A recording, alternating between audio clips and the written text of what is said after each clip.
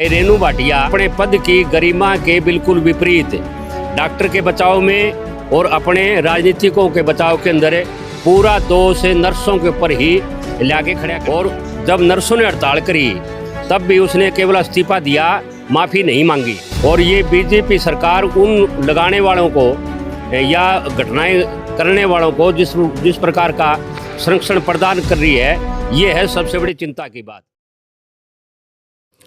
नमस्कार दोस्तों, मैं कुलदीप सिंह आज मौजूद हूँ दलित अधिकार मंच हरियाणा के साथियों के बीच।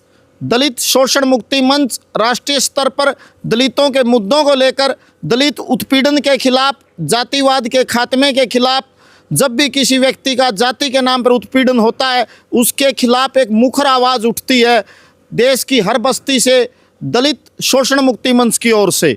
हरियाणा में दलित अधिकार मंच के संयोजक रामकुमार बैबलपुरिया जी और उनके साथी हमारे बीच मौजूद हैं। नमस्कार कामड़ जी। नमस्कार जी, आपका चैनल पर स्वागत है कामड़ जी। आपका भी बहुत बहुत धन्यवाद जी। कामड़ जी, पिछले दिनों कुरुक्षेत्र के अंदर डॉक्टर सुरेंद्र शर्मा सैली नामक एक डॉक्टर ने एक दलित लड़की के साथ दुष्कर्म किया है। 15 वर्षीय एक दलित लड़की के साथ बहुत ही अमानवीय घटना हुई है।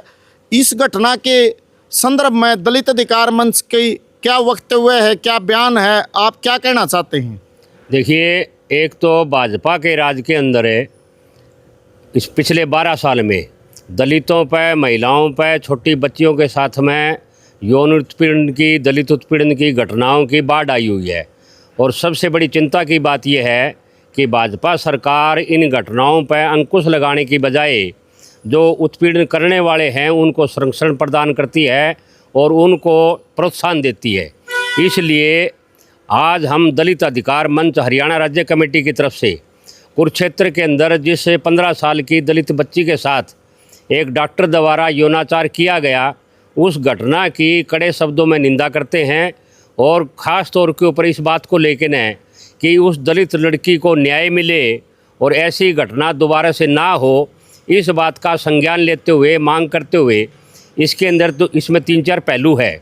एक पहलू तो ये है कि वो जो घटनाक्रम है वो उस लड़की के साथ उसी डॉक्टर के द्वारा लगातार 5 बार यौनाचार की घटनाएं घटी और उसकी कहीं सुनवाई नहीं हुई।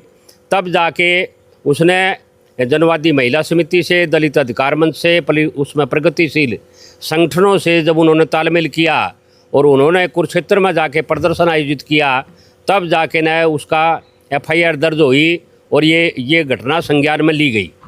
उसमें सबसे बड़ी चिंता की बात यह है कि महिलाओं के लिए जो महिला आयोग बना हुआ है वो भी इस घटना के 10 दिन बाद वहाँ जाके न संज्ञान लिया। उम्मीद ये कर रहे थे कि वो लड़की को न्याय दिलाएगा और जो भी इसके लिए दोषी है उनके खिलाफ सख्त कार्रवाई की मांग करेगा। लेकिन हुआ उल्टा कि महिला आयोग की चेयरमैन रेणु भाटिया अपने डॉक्टर के बचाव के लिए और अपनी सरकार जिसने भी उस डॉक्टर को दोबारा लगाया है, वो डॉक्टर 2007 और 8 के अंदर ऐसे ही यौनाचार के मामले के अंदर जेल में रह चुका है। और उसके बाद वो रिटायर होने के बाद में भी दोबारा उसी डॉक्टर को कुरुक्षेत्र के हॉस्पिटल में जो डेपुटेड उसमें किया गया, इस बात की भी हम मांग करते हैं कि उसको मतलब दोबारा लगाने वाले जो राजनीतिक हैं, मतलब उनकी भी जांच हो और उनके खिलाफ सख्त कार्रवाई हो। इस कार्रवाई करने की बजाय रेणु भाटिया जो महिला आयोग की चेयरमैन थी वो, उसने अपने पद की गरिमा के बिल्कुल विपरीत डॉक्टर के बचाव में और अपने राजनीतिकों के बचाव के अंदर पूरा दोष नर्सों के ऊपर ही लाके खड़ा कर दिया। और जब नर्सों ने हड़ताल करी तब भी उसने केवल इस्तीफा दिया, माफ़ी नहीं मांगी। जबकि उसकी पद की जो गरिमा है वो उसके अनुरूप है। अगर वो बात करती कि वो उनसे माफ़ी भी मांगती और जो इस डॉक्टर को लगाने वाले हैं उनके खिलाफ कार्रवाई की मांग करती। लेकिन दुर्भाग्य इस बात का है कि आज हरियाणा के अंदर मतलब जिस प्रकार की घटनाएं घट रही है और ये बीजेपी सरकार उन लगाने वालों को या घटनाएं करने वालों को जिस प्रकार का संरक्षण प्रदान कर रही है, ये है सबसे बड़ी चिंता की बात। इसलिए आज पूरा हरियाणा जिस प्रकार की अपराध की, नशे की भट्टी में धकेला जाने लग रहे हैं, और ये एक योजनाबद्ध षड्यंत्र के तहत है। इसलिए दलित अधिकार मंच हरियाणा मांग करता है कि एक तो उस लड़की को, जो कुरुक्षेत्र के अंदर जिस लड़की के साथ ये घटना घटी, उसको पूरा न्याय मिले। ये पॉक्सो एक्ट के तहत मुकदमा दर्ज हो और फास्ट ट्रैक के माध्यम से जल्दी इसकी सुनवाई की जाए और उसको न्याय मिले, नंबर 1। नंबर दूसरी बात, जो डॉक्टर दोषी है और रिटायर होने के बाद में जिसको उसमें दोबारा लगाया गया है, उसको भी मतलब उसको लगाने वालों के खिलाफ भी सख्त कार्रवाई हो।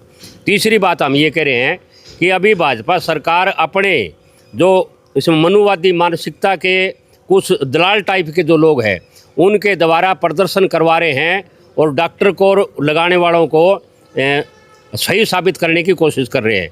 उनकी भी हम कड़े शब्द में निंदा करते हैं और हम ये मांग भी कर रहे हैं कि जो भी समाज के अंदर न्यायप्रिय प्रगतिशील संगठन या मंच जो भी है, अन्याय के खिलाफ तमाम लोगों को एकजुट होकर न ये हरियाणा के अंदर जिस प्रकार की आज गुंडागर्दी, अपराध, भ्रष्टाचार और ये जिस प्रकार की अराजकता आज जो पैदा हो रही है, उसके खिलाफ लामबंद हो और एक न्यायप्रिय समाज के निर्माण की दिशा के अंदर और दलितों को, वंचितों को, महिलाओं को न्याय मिले और एक नागरिकता का जीवन जिए, इसके लिए हम प्रयासरत हैं।